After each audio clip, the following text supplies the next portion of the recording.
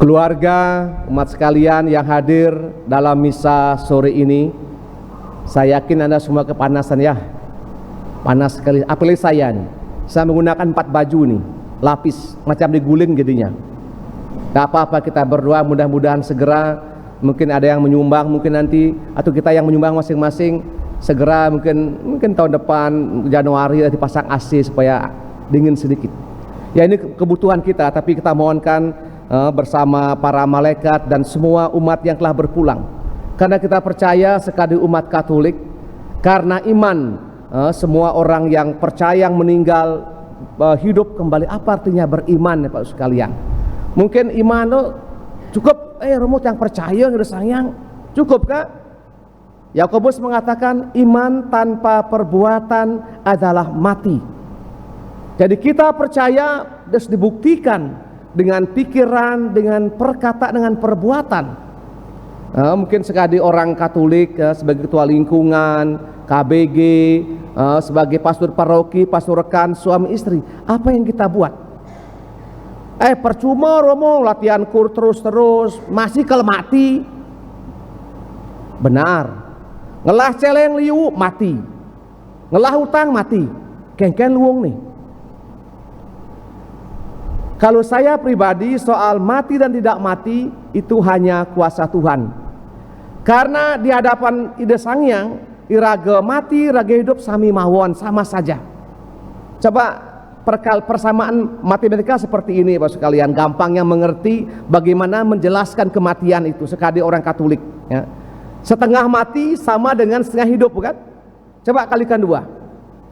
Mati sama dengan hidup. Bagi Allah, iraga mati meten hidup tak ada pengaruhnya.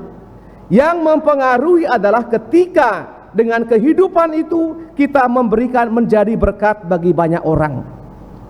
Tuyuh Romo jadi ketua lingkungan, ngayah pedidi, ngomel pedidi, nyumbang pedidi. Memang seperti itulah sebenarnya orang Katolik itu. Menjadi orang yang beriman nanti menjadi orang yang tuyuh, yang mau tuyuh dan mau direpotkan agar orang lain merasakan berkatnya. Misalnya seandainya saya punya sampi, selai, saya jual semua, saya pasang AC semua, AC masing-masing 4 PK, ada 10 misalnya. Anda masuk, Anda John Gati gereja John Gati kan enak kan? Siapa juga nggak tahu. Masuk gereja, panas sih, keleng-keleng ini pada saja nih. Pasti kan keleng-keleng betul kan? Tapi ketika Anda berbuat baik, orang nggak tahu. Tapi kalau kita kurang, kita akan diomongkan kata-kata keleng, follower. Ya itulah risikonya sebenarnya. Tergantung kita pilih yang mana, mau keleng atau mau diam. Saya kira ini pilihan masing-masing sekalian. Kalau kita mau jadi orang yang beriman, orang yang baik, sehingga kematian menados perjumpaan mesra dengan sumber kehidupan. Sehingga kalau mau ngomong, ya mungkin ya sebagai pastor paroki mungkin saya tidak mau tuyul diam, ya kengkennya asing ngatepin gitu. Jujur saya memikirkan bagaimana supaya kita nyaman di gereja ini. Kita punya gereja bagus ya, ikonik gitu, orang bilang bahasa kerennya gitu. Tapi panas nyabit misalnya jam 10, jam 11. Tiap saya sudah selam ini, makin selam, makin blacky. Sehingga tidak kelihatan di sana kan? Ini tuh selam di altar, tidak apa-apa. Yang ulian selam kita menjadi berarti kan bagus.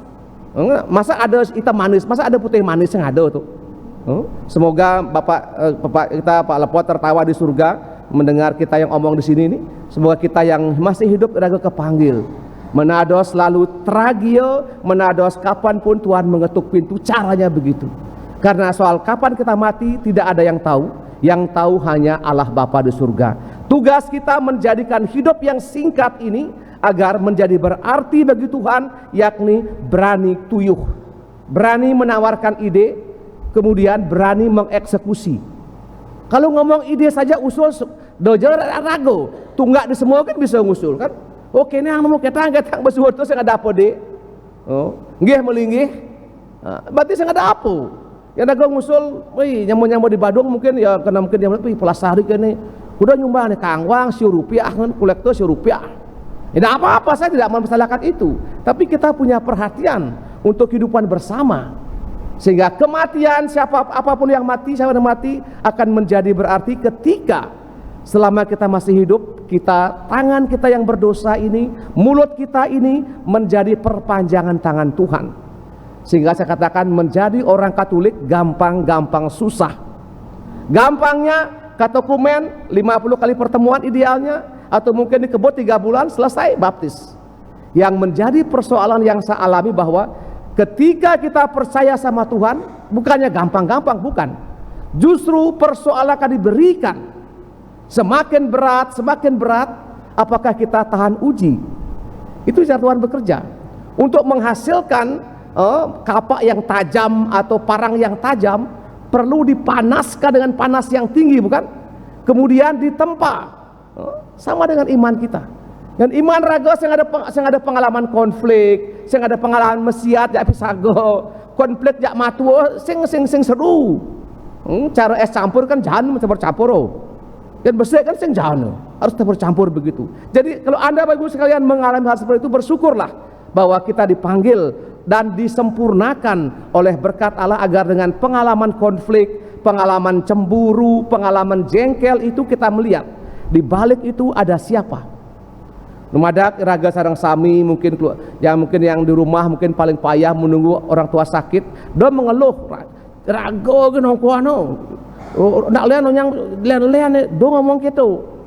Kalau kita mau kerjakan dan jangan pernah nanti pas kumpul keluarga nyan peleng tuyuh, semua tuyuh. Memang ada nih liun dan dibedian. Ada mungkin tuyuh nih 70%, tuyuh nih 1%, tuyuh masih ada nih kan. Sehingga nanti saya harap nanti setelah dikuburkan keluarga semua bertemu dan kemudian mensyukuri bahwa semua ambil bagian untuk merawat orang tua kita ini.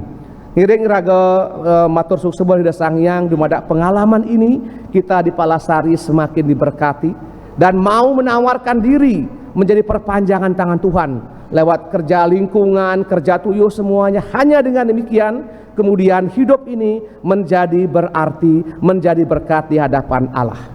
Kita mohonkan semangat ini dalam misa kita, mendoakan ayah kita ini menghantarnya ke tempat istirahat yang abadi. Amin.